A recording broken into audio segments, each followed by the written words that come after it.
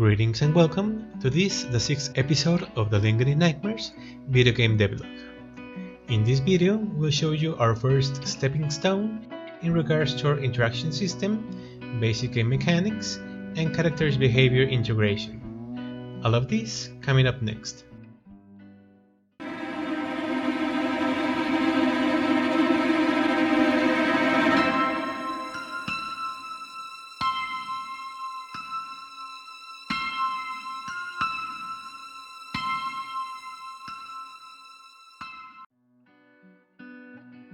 Alright, we're going to review the progress for this, the 6th episode of our devlog. Already in this episode, Ellie has incorporated the interaction codes with the animations she's been working on for the last 2 weeks. Now, in our items, we have the flexibility that we can choose the position of the item at the time our character grabs it, and also what type of interaction we can perform with it at the moment we use our action buttons, which on the mouse will be the left and right click, and on the controller will be the left and right triggers. We can choose the type of action that we want to perform. Currently we only have 2, the throwing one that we already know, and now we include an inspection action. We will show how it works, and we can also choose whether to keep the hand down or on the side as before, or if as soon as it grabs the item, we want it to extend his arm, which will be the case with our flashlight and our torches. We will also show that as well.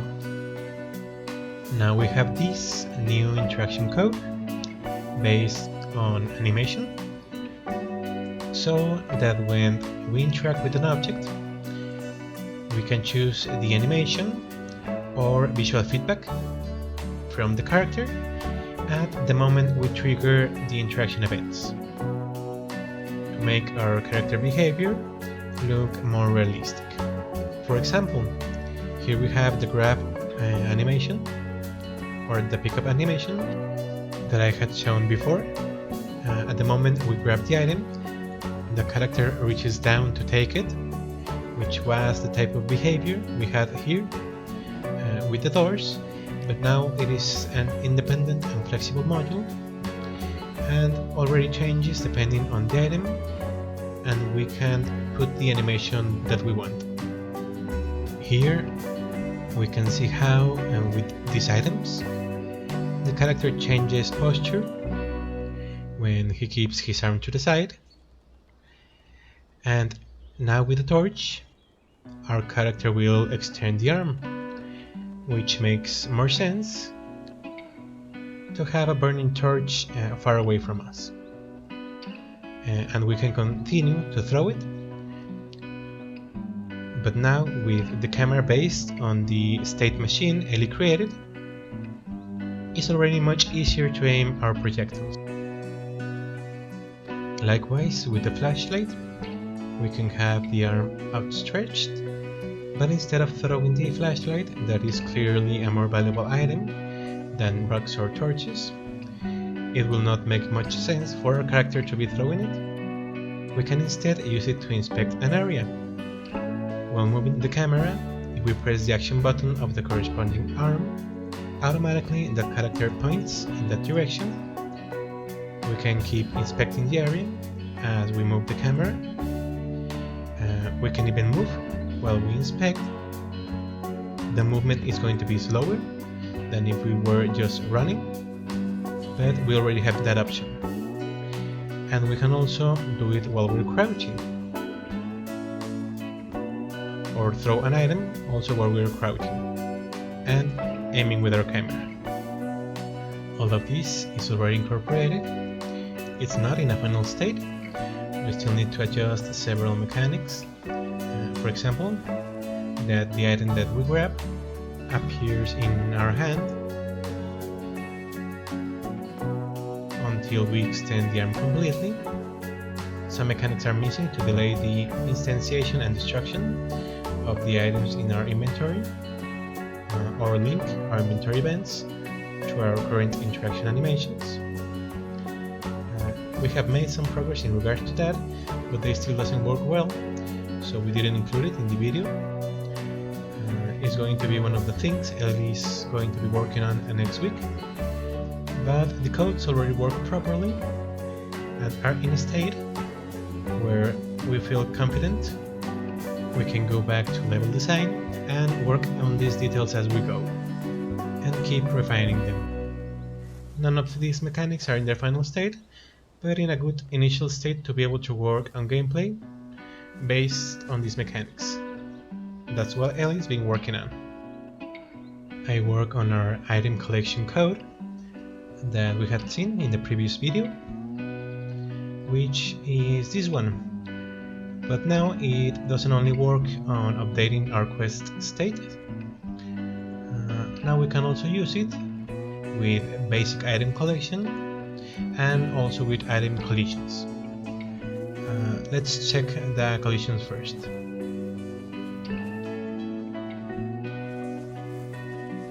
This way we can use it for let me enlarge the screen to make it a little easier to see. If we base the collection on collisions, it will detect any item that collides with its detection area, and if so, we can trigger the interaction events that we want to add. Here we only have the movement that will lift the door and the sound interaction code to send an audio feedback to the player to inform him that he hit the detection area and that the door opened. And since it's a modular interaction system, we can also incorporate it with our puzzle mechanics, as we have with the torches. We can create an order of interaction based on these collisions.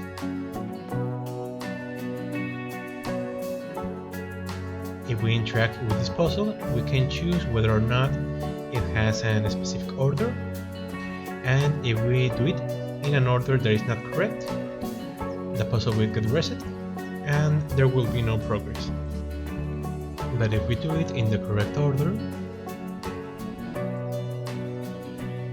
we can also choose or indicate if it has some time limit to complete, as with the previous puzzle. If it is in the correct order, we can trigger the interactions that we want. Right now we have the same movement and some interaction codes. We can choose whether at the end the puzzle gets reset or not. Here we leave it in the same state. And we can continue to interact with it, but once it is solved, it will no longer trigger the interaction codes. Or at least we left it in this way for the moment. And in the basic collection, we can store specific collection requirements. We can select if we want some specific kind of item, how many specific item types we want. Right now we only put the rocks, but we can add more. There could be several acceptable items and the amount needed. I'm going to leave the console to make it a little clearer to see if with our collection code we bring a rock and a cylinder. By the way, here we can also see the climbing transition that Ellie incorporated. If we deposit a rock, we'll put the cylinder first. The code will detect that there is an item in its detection area, but that none of the items is acceptable. We have an item, but none acceptable. And if we drop the rock, we can see there are 2 items, and only one of them is acceptable to meet our collection requirements. Let's do the same again. I deposit a rock. There are 3 items, and 2 acceptable. If I leave another cylinder, now there are 4 items and 2 acceptable. And the moment we drop the third rock, let's use the pile of rocks we created. The moment we deposit the third acceptable item and fulfill the requirements, at this moment we trigger the interaction modules that we included. Here we have 2 movement codes, one for the scale or lever and another for the door. This way we can move both. We prefer to move this scale with our code instead of using weight and Unity physics, because we still don't understand the physics engine. A lot of weird things happen every time we try to use it. So we found a better solution to handle this movement with our iTwin code. But since our code is dynamic, if for some reason our acceptable items indicated by the code were removed, here we only removed 1 cylinder, so we didn't change the requirements. But if we remove a rock, then we're no longer meeting the requirements for our code, and we can choose to reset each interaction module and interaction event.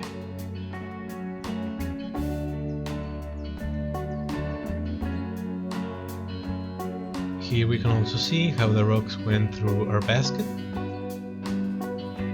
or item collection box. We still need to work with the Unity physics to make them work and study them more in depth to know how they work, but at least the code itself works properly.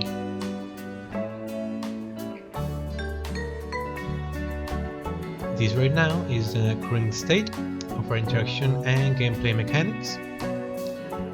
We have enough basic mechanics to get back to work starting next week on 3D models, textures and in-level design. We want to start working not on a demo but in a shared playable content, and to start asking for feedback from you if you're interested in participating with our project. We're going to be working on that. That is going to be working in adding more detail and making small adjustments to these animations. It's going to be working also on the enemy code to make it smarter and more complex, so we can also include it in the playable content we want to upload.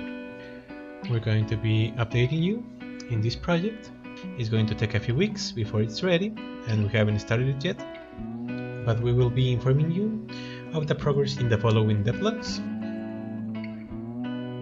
Keep in touch if you're interested in participating in the project, playing the game, in telling us if the mechanics seem interesting, if they feel intuitive, or if they just feel weird. Because we want to start working also on a more professional demo with UI, with menus and everything necessary to make it look like a more complete project. But we will be needing the feedback on our mechanics to know if they work well or not. Find what we could be tuning or adjusting. Although everything really needs to be tuned, nothing is currently really in a final state, but at least base the feature changes and adjustments on real gameplay and players' experiences and comments. We will be also updating you of this in Twitter. We include our Twitter account in the description of the video. But that will be all about the progress for this week. We thank you very much for staying with us until the end of the video. We want to interact more with you on the following devlogs. We will be asking more questions and opinions. If you like the video, or if the project caught your attention, feel free to subscribe to our channel and maybe leave us some comments or feedback, or maybe leave a like if you like the content. We will appreciate it very much. For our part, that will be everything. Only to wish you, as always, to have an excellent weekend, and a lot of success in your projects. Until next one.